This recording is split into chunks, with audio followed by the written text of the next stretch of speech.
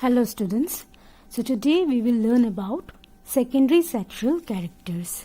So all those characters or features that help to distinguish the male from the female are called as secondary sexual characters. So here we can distinguish between a boy and a girl by looking at certain features.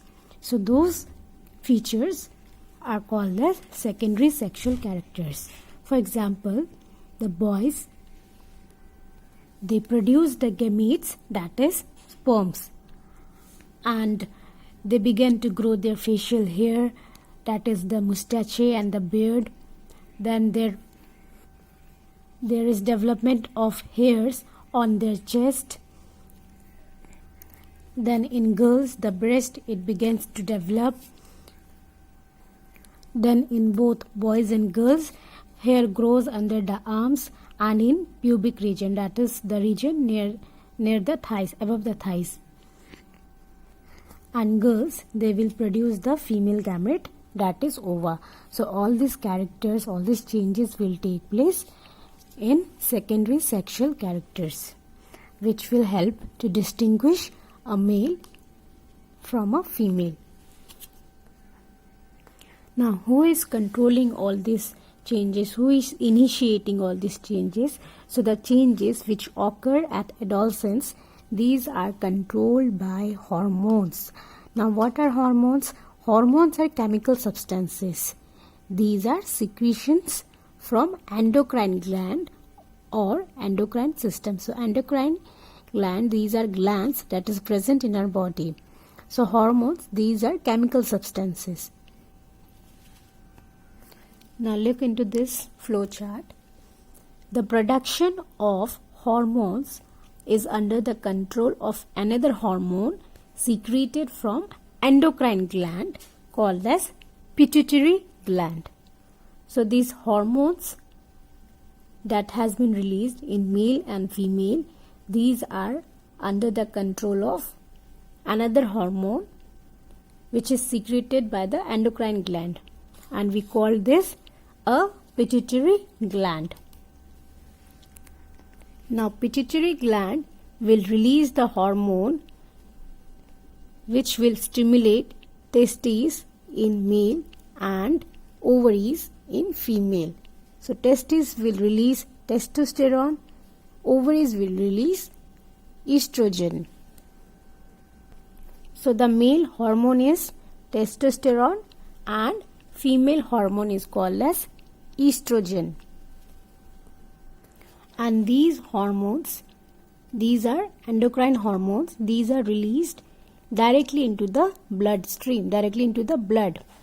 So these are also called as ductless glands. Endocrine gland is also called as ductless glands since they release the hormone directly into the bloodstream. And then these hormones will then reach the target site wherever it is required in the body, and then it will stimulate the change in the body at onset of puberty. So once puberty is reached, the changes that is required in the body is done by these hormones. So during adolescence, a person is now capable of reproduction. So now we know that puberty will mark the beginning of this reproductive period, but will it last throughout their life? Will it continue throughout their life? The reproductive life, that is the reproductive phase, will it continue throughout their life or it will end? So the reproductive phase of life in humans, the production of gametes lasts for a much longer time in case of males than in females. So in males, the production of these gametes, the reproductive phase, will last for a longer time, for longer years.